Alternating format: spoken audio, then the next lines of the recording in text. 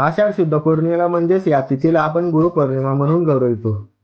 आषाढ शुद्ध पौर्णिमेला गुरुपौर्णिमा किंवा व्यास पौर्णिमा म्हणतात.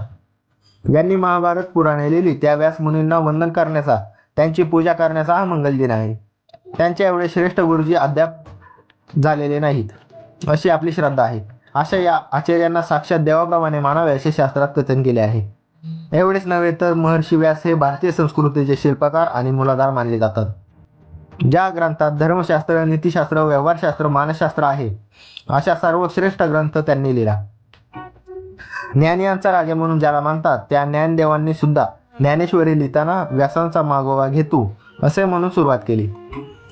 व्यास पौर्णिमेच्या दिवशी ओम नमस्तुते व्यास विशाल बुद्धे अशी प्रार्थना करून त्यांना प्रथम वंदन करण्याचा परंपरा आहे. आपल्या देशात रामायण महाभारत काळापासून गुरुशिष्य परंपरा चालत आली आहे. आपण ज्यांच्यापासून विद्या प्राप्त करतो, मिळवतो, त्याच विद्येच्या बळावर आपण सर्वांचा उद्धार करीत असतो. अशा या गुरूंना मान देणे, आदराने कृतज्ञता व्यक्त करणे हे आपले अद्याप कर्तव्य आहे. महर्षी व्यासांपासून अशी प्रथा रूढ झाली, ती आज नीतीपर्यंत. आपल्याला मिळालेल्या कृपादानाबद्दल कृतज्ञता व्यक्त करतो आणि पुढील वाटचालीस आशीर्वाद घेतो.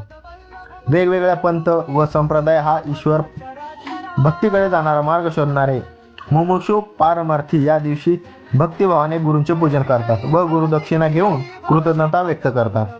खरं गुरुपूजन, खरी गुरुपूजा म्हणजे गुरूंनी आपल्याला जे ज्ञान दिले आहे, जो बोध केला आहे, जी शिकवण दिली आहे, त्याचे प्रत्यक्षात आचरण आणणे.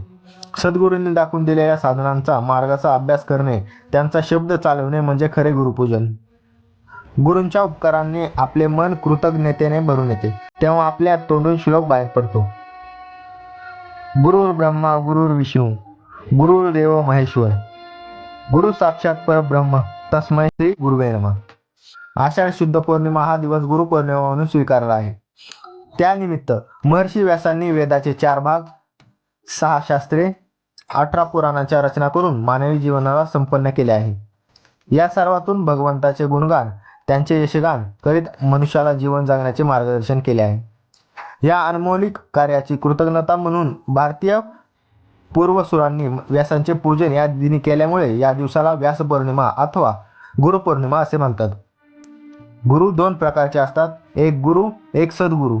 अवधूतांनी यदुराजाला उपदेश करताना सांगितले की जो जयाचा घेतला गुण तो म्या गुरु केला जाण. काय चाललंय तुमचं पायानी पचपच? हा, चला त्या निमित्तानं का होईना तुझं लक्ष माझ्या पायाकडे गेलं. लक्षपूर्वक बघ, संकटमुक्त होशील. करा पार